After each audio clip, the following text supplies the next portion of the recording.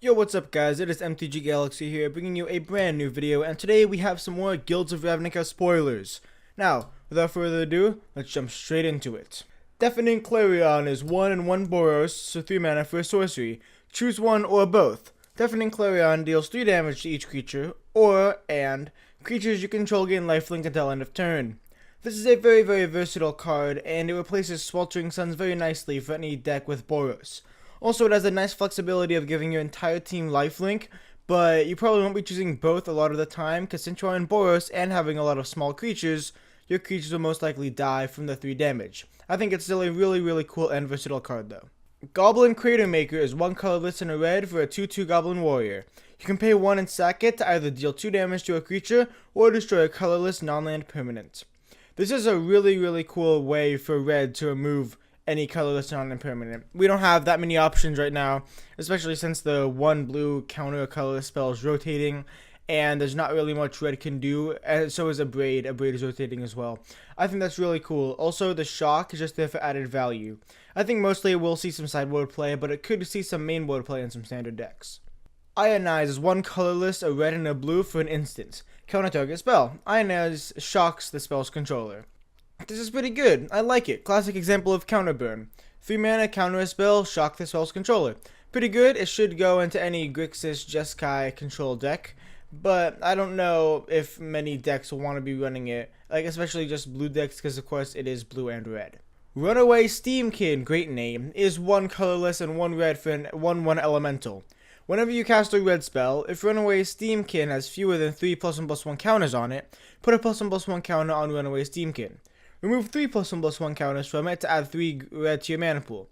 I really like this card. This card is very cool.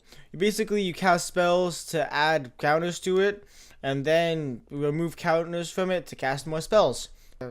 I think it'll go in some cool spell-centric red decks. Secrets of the Mausoleum is 1 colorless and a black for an instant with Undergrowth.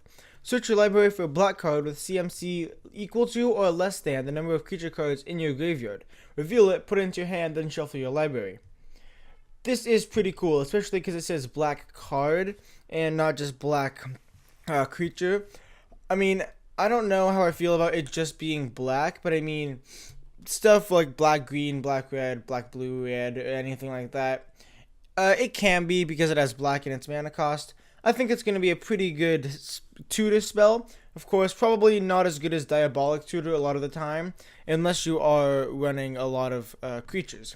However, in Commander, in a really creature-centric deck, for example, Marin, this is going to be insanely good, and maybe the best tutor in the deck other than Diabolic Tutor itself.